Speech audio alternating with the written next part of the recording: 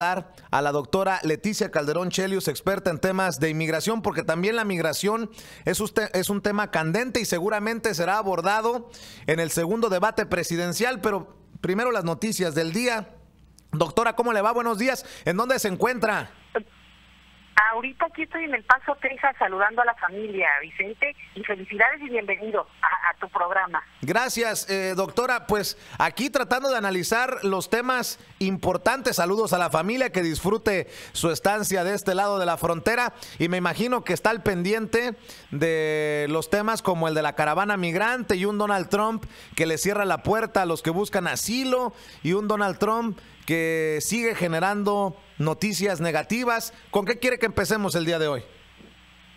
Pues mira, si quieres esto que tiene que ver con la caravana, que es muy impactante. Esa caravana está en Tijuana, no aquí en la frontera Ciudad Juárez, El Paso, pero justamente, bueno, lo que marca es una tendencia que ya se venía dando de tiempo atrás, que es el cierre realmente definitivo para quienes son solicitantes, sobre todo en esta categoría de asilo político, dificultar enormemente esa posibilidad de entrada, y las dificultades que implican en este momento para esa caravana realmente entrar a Estados Unidos y quedar varados, puede ser que meses, Vicente, en algunos centros de detención que todo mundo conoce bien acá, y que eso puede llevar justamente pues a que es un efecto inhibidor, ¿no? Pero esta gente pues no lo sabe, está ahora enfrentándose a esta situación y están teniendo que tomar una decisión pues muy difícil, porque implicaría separarse de sus hijos, separarse un poco por lo que vinieron, se iría contra sí mismos, ¿no? Entonces creo que es como llegamos al punto en el cual es esa la opción, digamos, obviamente en lo personal lo es, salir de la situación terrible de sus países, pero al final de cuentas lo que estamos viendo es que esto es estructural y no se puede resolver, incluso con la propia ayuda de la sociedad civil estadounidense, que entienda la situación de esos países de origen, incluyendo a México en algunas zonas más, para entender por qué la gente migra, ¿no? Dejar de ver esta forma banal de que hay casi por comodidad, sino por una situación realmente de emergencia. Y yo creo que ese es un punto que llegó para quedarse, verla de manera diferente, qué está ocurriendo con esos flujos, y entre todos modificar las situaciones de origen, porque si no, esto no va a parar, porque la gente tiene situaciones de emergencia. Así es, y bueno, para las personas que nos están viendo, nos están escuchando, les pido, es momento de pedirles que le den share, que compartan esta transmisión para que más personas se informen sin pelos en la lengua, sin censura. Gracias por su apoyo, gracias por el like, por el me gusta en nuestra página oficial en Facebook, en Sin Censura con Vicente Serrano, por suscribirse a nuestro canal de YouTube Sin Censura Media, en donde puede encontrar más enlaces y más entrevistas con la doctora Leticia Calderón Chelius y con otros invitados que tenemos aquí en Sin Censura. Gracias a las personas que ya bajan, descargan nuestra app Sin Censura en su teléfono celular, Android o iPhone, en cualquier parte del mundo. Doctora, ¿se habla de la política mexicana del lado del Paso? Me imagino que sí. Por cierto, ponga bien ojo, pele bien ojo, como diría mi nana, que en paz descanse. Cuando vea por ahí un pelón, en un descuido se encuentra con César Duarte. Ah, bueno, eso es obvio. Acá están las casas de César Duarte, todo el mundo habla de eso y todo el mundo se pregunta por qué, si aquí se sabe dónde están y además las casas están abiertas, digo, ustedes saben como que hay una lógica muy distinta de un lado y del otro. Fíjate lo interesante, y seguramente muchos de los que nos escuchan lo saben, El Paso es una de las ciudades más seguras de Estados Unidos. Así es. Pese a no ser realmente una ciudad de riqueza, junto a una de las ciudades más peligrosas del mundo. Entonces esa paradoja es impresionante, estar aquí y percibirlo, vivirlo. Digo, yo conozco de toda mi vida esta frontera, bueno, es muy impactante, y tienes razón con que justamente es hasta chiste.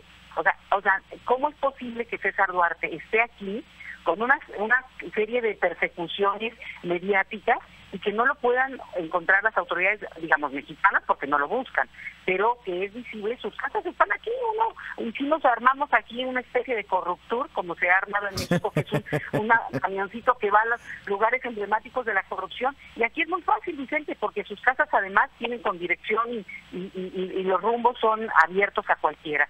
Entonces, bueno, un llamado a la autoridad mexicana que pues, se sume al corruptur y va a encontrar a César Duarte más fácil. Oiga, le preguntaba que si están al pendiente del lado estadounidense ahí en El Paso de la política mexicana. ¿Qué me dice de las incongruencias de Ricardo Anaya con lo que inicié hablando el día de hoy? que unas semanas atrás decía, vamos con todo, incluyendo contra Peña Nieto y su bola de corruptos.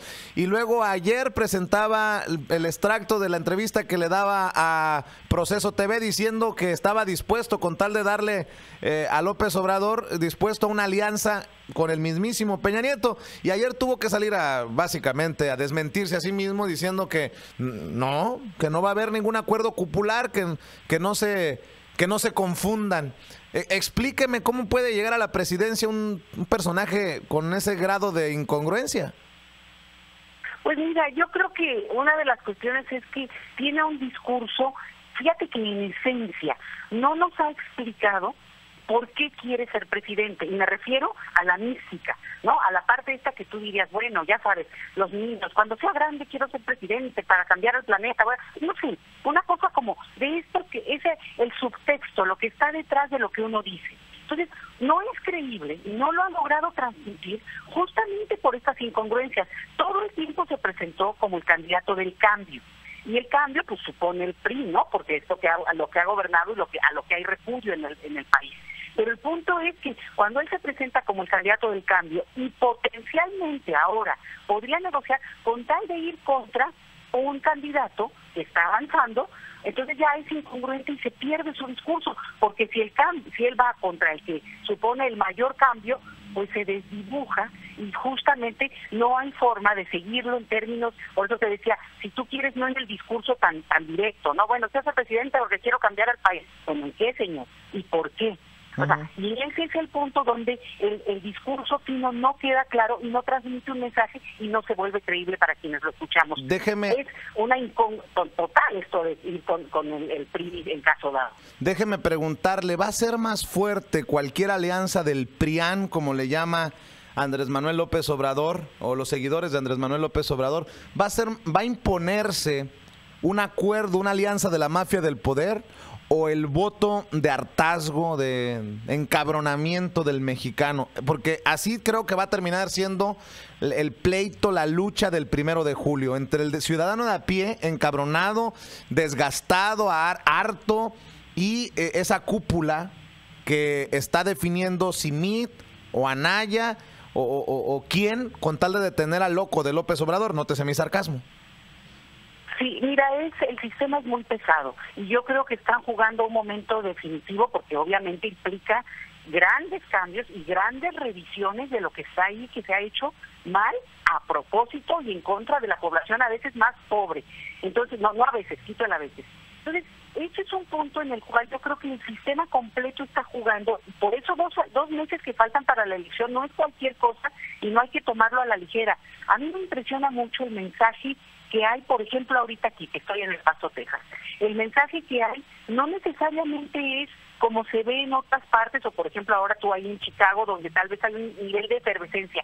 Aquí en la frontera, los medios de comunicación que mandan un mensaje donde todo el tiempo es negativo y todo el tiempo es esta idea de como que si populismo es algo negativo por principio, y todo este mensaje subliminal que es bastante burdo, luego los subliminales es nada más una anécdota. Pero yo creo que esto no se ha cosido, creo que ir a una idea ya, digamos, de que se ganó por principio es muy riesgosa y realmente el sistema se está aliando. Mira, hay algunos intereses no algunos, es obvio para todos que los grandes intereses de nuestro país han jugado de una manera muy desleal porque han preferido la ganancia al por mayor que dejar aunque sea algo para el país, que era el principio con el que se supone que se avanzó en su momento, hace casi 30 años ya, el Tratado de Libre Comercio. Eso no se dio, porque sabemos bien que se dio esta acumulación de la riqueza exorbitante en algunos grupos, y eso es lo que está en juego. Y esos mismos grupos son los que ponen y quitan a los candidatos en turno, olvídate del partido, sino justamente la alianza. Entonces, a mí sí me preocupa pasar a una situación de creer que esto ya avanzó porque las encuestas dicen tal cosa, porque realmente se van jugando nuevas y nuevas, estrategias para tratar de bajar de la encuesta alta, por lo menos ahorita en este momento, al candidato López Obrador. Entonces, sí creo yo que hay que verlo como ha jugado en otros momentos, y el sistema es rudo, Vicente, y así están jugando también. para las personas que no crean en la existencia de la mafia del poder, como diría López, nótese mi sarcasmo, pues ahí está lo que pasó en el Congreso mexicano. En la Cámara de Representantes aprueban la ley que elimina el fuero y los senadores dicen, espérense tantito, vamos a mandarlo a un periodo extraordinario de sesiones porque no estamos dispuestos a arriesgarnos así nada más porque sí, y total de que no avanzó en el Senado esta iniciativa de cortar el fuero hasta para el presidente de la República, y pues no vamos a asumir que quienes le pusieron el pie a esta iniciativa para cortar el fuero, doctora, eran gente progresista, legisladores de izquierda, sino son más del mismo cochinero que han estado ahí perpetuados en sus puestos, como los Gamboa Patrón, como los Romero de Champs y un etcétera más doloroso y largo que, ¿para qué le cuento? Mira, ese es un tema muy interesante porque cuando lo hicieron pasar como la ley MIT, decían, la ley MIT, y que era el primer éxito del candidato MIT, que porque él la había propuesto, y se enfrascaron en una discusión donde trataban de ver quién era el papá de la iniciativa, ¿no? Entonces, mandan un mensaje y ahora se cae, como efectivamente tú lo mencionas, porque no avanza en el Senado. Sin embargo, yo quiero darles un contrapunto a este asunto, porque fíjate que lo del fuero tiene una razón de ser en origen. Se ha tergiversado como tantas cosas en México, pero su razón de ser es justamente permitir que el opositor incluso pueda hablar abiertamente, tenga esta posibilidad de decir las cosas, de actuar, sin que eso implique, bueno, por ejemplo, que lo demanden o que inmediatamente tenga un castigo incluso carcelario. Entonces, le da una libertad al político para poder moverse. Se ha usado ahora el fuero, para nosotros casi se traduce en una forma de encubrir cualquier impunidad, podredumbre. No, exactamente. Sin embargo, hay que verlo con calma, porque mira, lo que está pasando en Brasil hoy tiene que ver con eso. En Brasil, como no tienen fuero, en su momento, por ejemplo, la que era la presidenta Dilma, la pudieron quitar así, por el voto alzado, sus opositores, más allá de que fuera una cuestión que realmente pudiera avanzar y comprobarse en términos legales. Oiga, doctora, no desvió la atención a otro país, pero aguas, ¿eh? Los senadores dicen que se puede discutir para julio o para agosto, creo, esto de la iniciativa del fuero, y yo les digo aquí a mis compañeros desde ayer que el secreto, la clave radica en quién va a ganar las elecciones. Si gana Ricardo Anaya o José Antonio Meade, olvídense de la iniciativa del fuero, de que se les va a eliminar el fuero. Pero si gana López Obrador, casi por automático doy por sentado que será el primer presidente sin fuero en la historia de México.